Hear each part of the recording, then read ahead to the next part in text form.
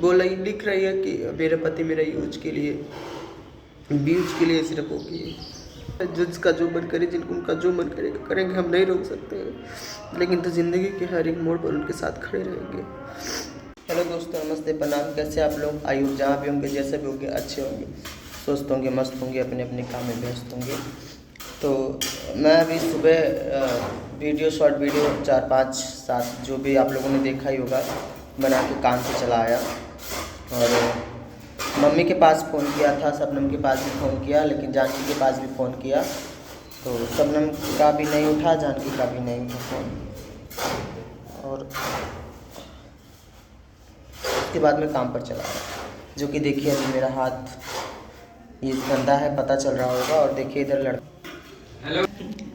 दिख रहा होगा आप लोगों को। अभी भी मैं इधर ही बैठा हूँ, काम पर ही बैठा हूँ। और मैं जहाँ पर अभी आया हूँ यहाँ पर नेटवर्क बहुत अच्छा नहीं रहता है, नो सिग्नल रहता है।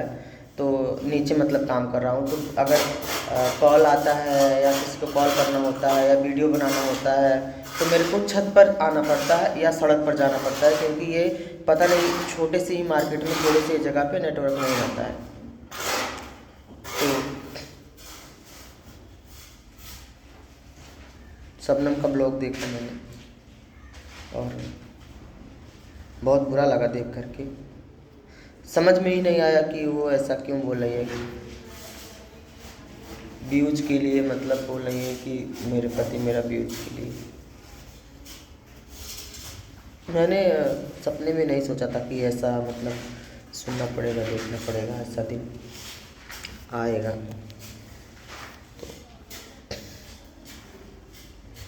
क्यों बोला उन्होंने, क्यों नहीं बोला है, अब ये बातें आपको बताते हैं, लोग बने रहिए, देखिए।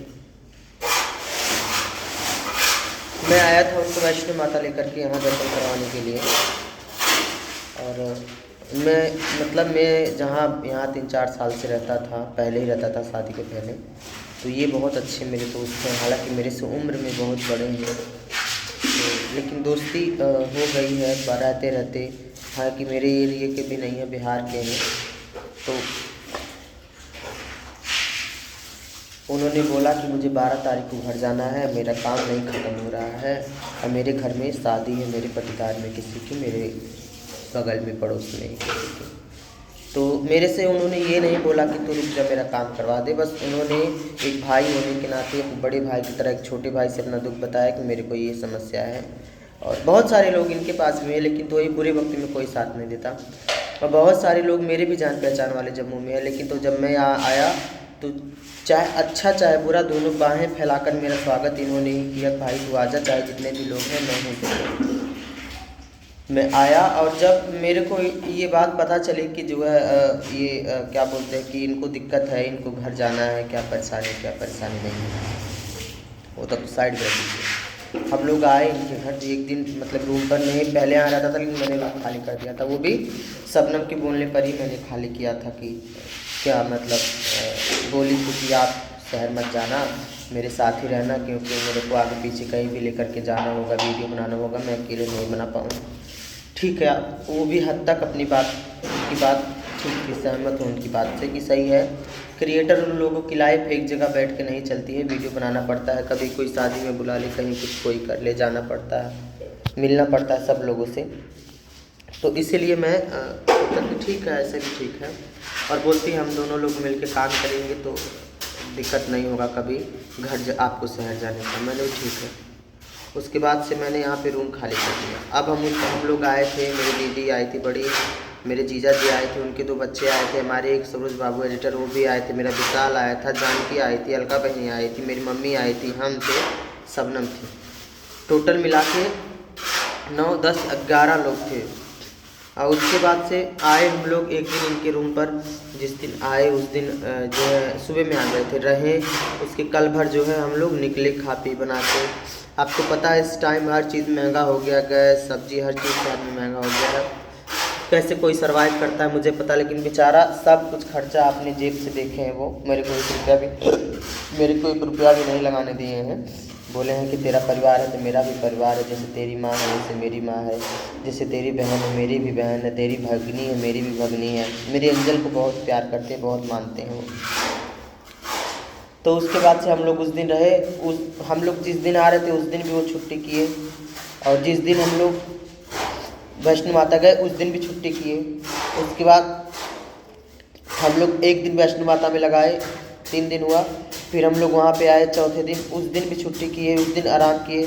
फिर जो है पाँचवें दिन या छठवें दिन हम लोग निकले, तो टोटल सब दिन छुट्टी किए। तो मेरे दिल में ये आया कि अगर सामने वाला मेरे से अपनी मजबूरी बता रहा है कि भाई मुझे दिक्कत है, ये दिक्कत है, तो वो मेरे से बोल नहीं रहे थे कि तू रुक जा मेरा काम करवा, बस मेरे को बताया कि मुझे दिक्कत है, मेरे को घर जाना है, शादी है, मेरे परिवार में सदस्य का मतलब परिवार में ही किसी का है, भाई भतीजे किसी का ही होगा। तो मैंने बोला ऐसा करो ठेकेदार कि मैं नहीं घर जाऊंगा, 4-5 दिन की बात है। वो भी बोले कि 12 तारीख को 10-11 को निकलना है, 15 को मेरे को घर पे पहुंचना है। मैं ठीक है। तो उस दिन हमको 2 या 3 तारीख हो भी गया था आए। तो मैं बोला कि ठीक है, फिर क्या दिक्कत है, मैं ही रुक जाता हूँ, मैं आपका काम करवा देता हूँ, और जो है एक ही साथ दोनों लोग चलेंगे, गोरखपुर उतर जाएंगे। उसके बाद वहाँ से जानकी के घर चले जाएंगे, वहाँ से मैं शबनम को लेकर के फिर अपने घर चला जाऊँगा, क्योंकि फिर इसी महीने में लास्ट तक मेरे चाचा जी की शादी है। ये बात हुई। उसके बाद नहीं मान रही थी, बोले कि नहीं चलो चलो चलो। तो मैंने उनको बोला कि देखो, इस दुनिया में रिश्ते अगर निभाने होते हैं, दोस्ती यारी नात रिश्तेदार सब कुछ देखना पड़ता है। मान लो हम लोग वैष्णो माता हैं, अच्छा चाहे बुरा, हमारे टाइम पर वो बेचारे खड़े हुए, अगर 2-4-6 दिन की बात है हम उनके लिए खड़े हो जाते हैं तो उसमें कोई बुराई नहीं है। दोस्ती यारी ऐसे ही चलती है कि उनके काम में मैं खड़ा हो जाऊँ, मेरे काम में वो खड़े हो जाए। उन्होंने मेरे से पैसा तो मांगा नहीं कि मुझे पैसा कर्जा दे दे, सिर्फ वक्त मांगा है। वो भी मेरे को जो भी पैसा बनेगा वो मुझे, जो भी अभी लोगों का, इसमें पता नहीं कौन फ़ोन कर रहा है, जो भी अभी लोगों का पैसा दिहाड़ी यहाँ पे चल रहा है उससे मेरे को ज़्यादा ही देते हैं, बहुत ज़्यादा देते हैं, 1.5 गुना मेरे को ज़्यादा ही देते हैं। क्योंकि फिर मैं वो देख के नहीं काम करता कि मैं किसी के पास दिहाड़ी लगा रहा हूँ, किसी के पास काम कर रहा हूँ। ले चलो नीचे रखा आराम से इस पे, ठीक है, और पानी वानी सब ला के सीमेंट में रखा।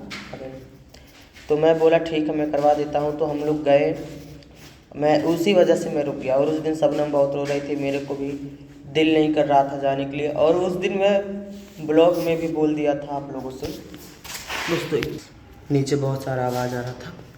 और हाँ, उस दिन मैं ब्लॉग में भी बोल दिया था दोस्तों कि शबनम को मेरा खुद दिल नहीं करता अकेले छोड़ने के लिए, क्योंकि वो अपना दुख किसी से नहीं बता पाती है मेरे अलावा। मेरा भाई है, मेरी मम्मी है, जानकी भी रहती हैं, सब लोग मेरे घर पे रहते हैं, रेनूस भी रहती है। लेकिन तो सब लोगों का रहना और मेरा रहना इन सब चीज़ों में बहुत फ़र्क है। वो इतनी सहमी हुई है कि वो अपनी बातें हर किसी से बता ही नहीं पाती है। हाँ ठीक है, ठीक, बीमार भी रहेगी तभी बोलेगी ना हाँ ठीक। बस मेरे से ही बहुत सारी ऐसी बातें हैं जो सिर्फ मुझसे बताती है, किसी से भी नहीं बताती, मम्मी से भी नहीं बताती। ये चीज़ मैंने अपने ब्लॉग में भी बोला था, शायद शबनम के भी ब्लॉग में बोला था कि मैं क्या करूं। और मैंने उनको समझाया भी था बहुत सारी बातें कि होता है कभी कभी, मान लीजिए दोस्तों 2-4-6 दिन में क्या बिगड़ जाएगा। मेरे को तो सोच सोच के इतना रोना आ रहा है, कैसे उन्होंने ये बोल दिया है। उसके बाद से क्या हुआ कि वो घर पर गई, यहाँ से हमने भेज दिया। और कल परसों मेरा इतना ज़्यादा तबीयत ख़राब था, इतना ज़्यादा था, उनका भी तबीयत ख़राब था, मेरा भी तबीयत बहुत ज़्यादा ख़राब था। लेकिन मैंने किसी को बताया नहीं, इसलिए मैं वीडियो नहीं बना पाया। मेरे पेट में इतना ज़्यादा दर्द हो रहा था, तो हालांकि यहाँ मुझे किसी चीज़ की दिक्कत नहीं, सब मेरे परिवार जैसे हैं। फिर मैंने दवाई ली, मैं तो खैर ठीक हो गया। और मैं पूछता रहता हूँ डेली, दवाई ली, इंजेक्शन लगवाया। मेरे गांव में लाइट ख़राब हो गई है दोस्तों, मेरे पूरे गांव की लाइट ख़राब हो गई है। मैंने एक शबनम के लिए अपने पूरे गांव की लाइट बनवाने के लिए मैंने जिम्मेदारी लिया कि मैं पूरे गांव का लाइट बनवाऊंगा, तुम घर पे जाओ, मैं अपनी जेब से पैसा दूंगा, तुम घर पे जाओ। क्योंकि लाइट ख़राब थी, 2-3 दिन वो सो नहीं पाई। हालांकि बीच में मौसम ठंडा था, लेकिन तो मैं बोला कि मैं पूरे कोई बात नहीं, गांव में कोई नहीं बनवाएगा, मैं बिजली वाले को बुला के अपनी जेब से पैसा दूंगा, तुम जाओ। और आज लाइट बन भी गया है। मेरी मम्मी बोल रही थी कि सुबह सुबह भेजे थे विशाल को और वो बनवाया है, तो अभी लाइट सही हो गई है, लाइट बन भी गई है। उसके बीच में जिद करने लगी कि मौसी के पास जाना है, मौसी के पास जाना है।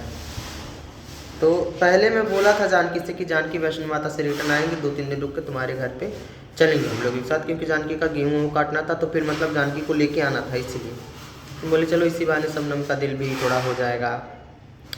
मौसी के घर पुरानी यादें हैं, सहेली वगैरह हैं, सब लोग भैया वैया उनके हैं। तो फिर बीच में पता चलता है कि उनकी भाभी का मिसकैरेज हो गया है, जो कि बहुत सारे लोगों को, महिलाओं को पता है मिसकैरेज क्या होता है। तो मैंने सोचा चलो इसी बहाने जो है जाएंगे। तो नहीं, ये बाद में पता चला।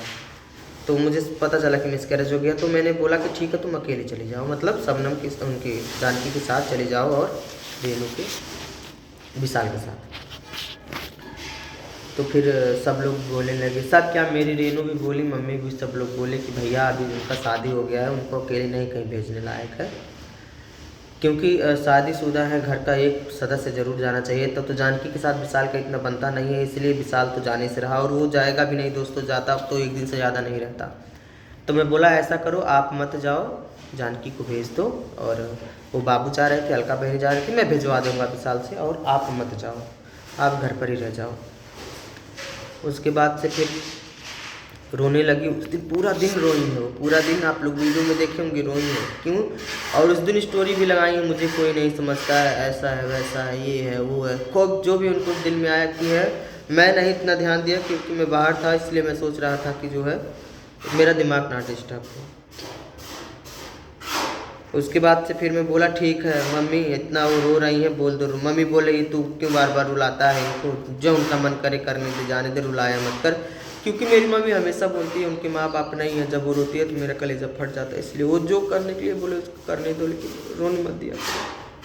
तो मैंने बोला ठीक है तुम जाओ। और अभी उनकी मौसी के घर जाए 2 दिन भी नहीं हुआ है, तो मैं डेली फ़ोन करता हूँ, लेकिन कम कर पाता हूँ, क्योंकि आप जो भी काम करने वाले होंगे उनको पता है कि काम करने में जब बंदा बिजी हो जाता है तो फ़ोन नहीं चला पाता। और आज मैंने ब्लॉग देखा भी, अभी बोला लिख रही है कि मेरे पति मेरा यूज के लिए, व्यूज के लिए सिर्फ होगी।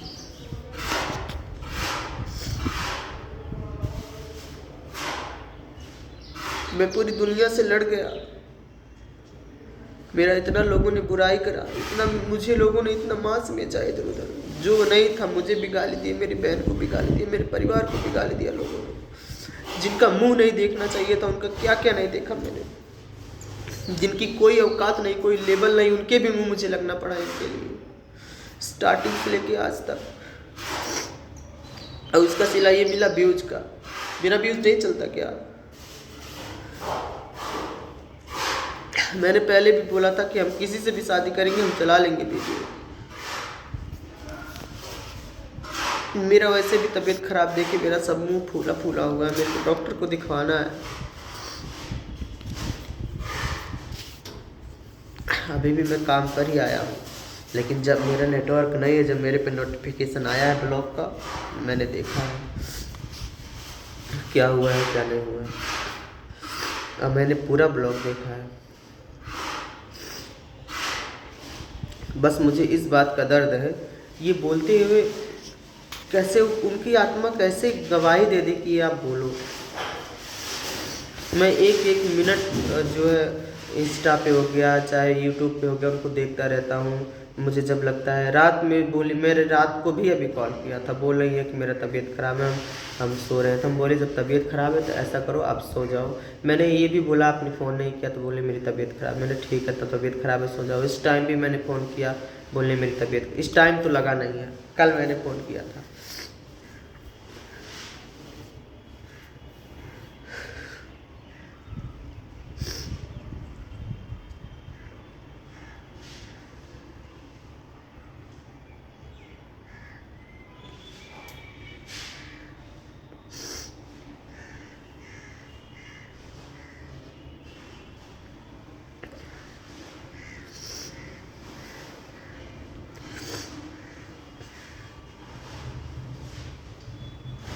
किसको किसको सफाई देंगे, कहाँ कहाँ सफाई देंगे कुछ तो। जब अपने ही ऐसा करेंगे तो हम किससे लड़ेंगे? लोग बोलते हैं कि भैया आप कमज़ोर मत पड़ा करो, आप कमज़ोर मत पड़ा करो। अब बताइए, जब हम अपने से ही टूट जाएंगे तो किसके सामने हम ताकतवर बनेंगे, किससे लड़ेंगे?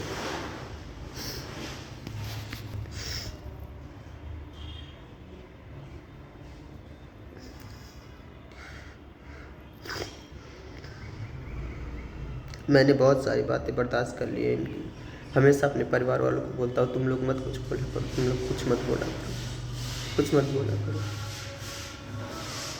आपने जो जो बातें बोल दी है, जो बातें पता नहीं सच है भी नहीं है, वो भी बातें बोल दी आपने। मैं अगर आपकी बातें बोलने आऊँ तो क्या रह जाएगा फिर?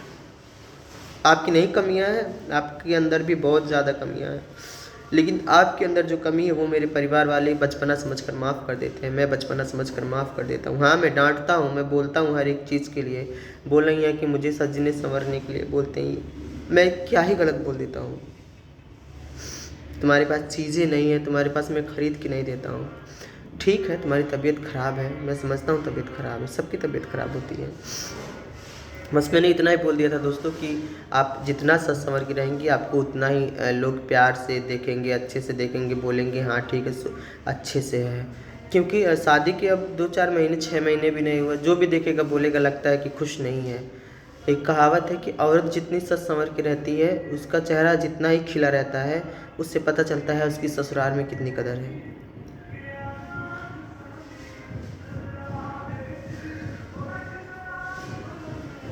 बोलती है कि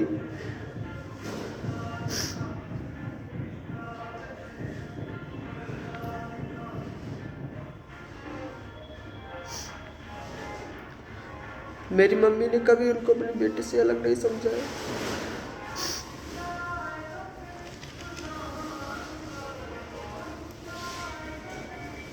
बोल रहे कि सब 4 दिन का चांदनी रहता है। मेरी मम्मी को भी ये सब बात नहीं पता थी।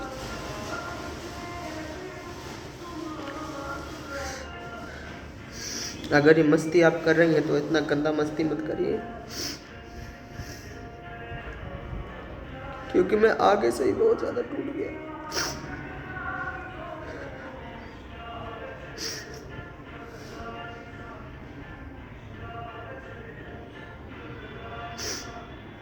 अब इससे ज़्यादा क्या ही कोई टूटेगा। जिसके लिए पूरी दुनिया से लड़ गए वही ये सब बोलेगा।